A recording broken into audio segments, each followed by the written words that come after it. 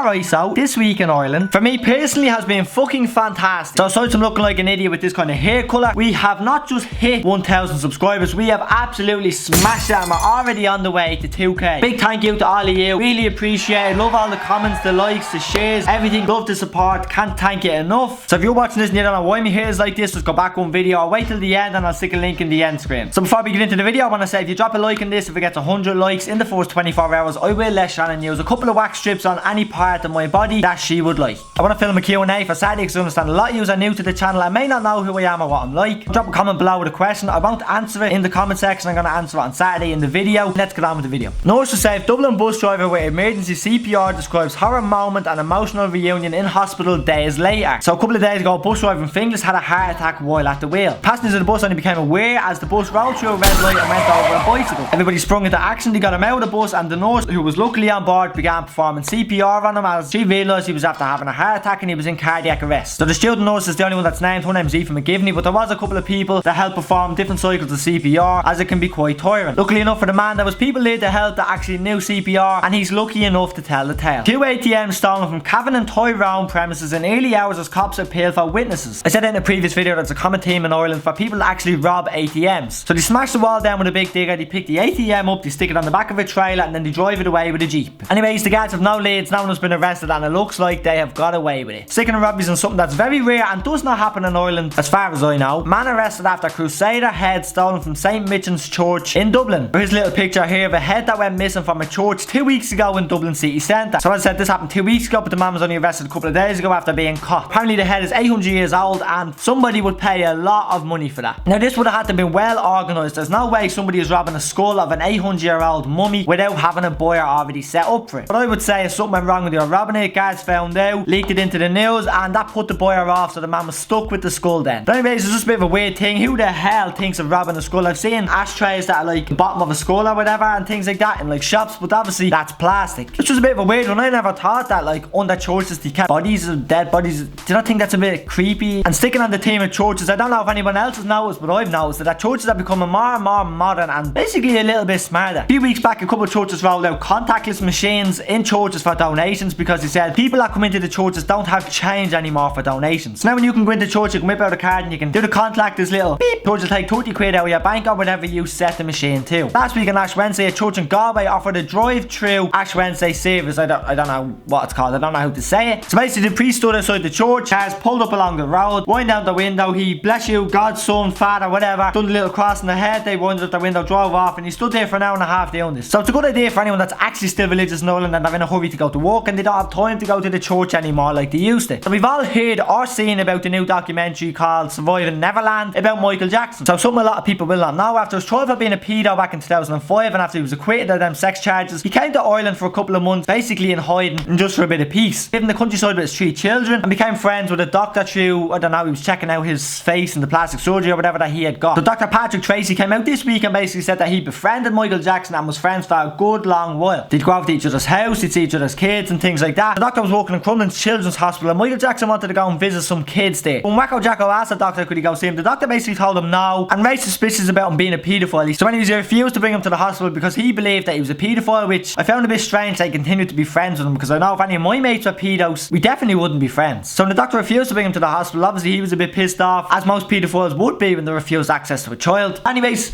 I don't know, nothing's proven. My opinion is he was a pedo. Believe what you want, form your own opinion. Nothing can be proved now because obviously he is gone. And then we have Conor McGregor back in the headlines for more stupid shit. So the Miami Police Department released this statement on Twitter, basically announcing that Conor McGregor has been charged with strong armed robbery and criminal mischief. So he apparently smashed up a fan's phone that was trying to take a picture, he slapped it out of his hand, stamped on it on the ground and then basically robbed it. So first he smashed the bus window, then he smashed a lot of boards that weren't actually his, then he failed to smash Khabib and now he's smashing phones. But on that note, I want to remind you that this isn't the first time that he's tried it. Let me roll this clip that I know a lot of you have forgot about. Unbelievable. How are you, Conor?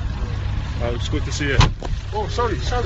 Well, although he's a bit of a wanker at times, can you imagine how annoying it must be to have someone's phone in your face every single way you go, people just snapping pictures of you? Apparently McGregor was leaving a hotel or a nightclub of some sort at the time of this, so what I was thinking was, who was he leaving with and why did he not want them pictures taken? This is exactly how I'd imagine the situation went. Is that McGregor over there?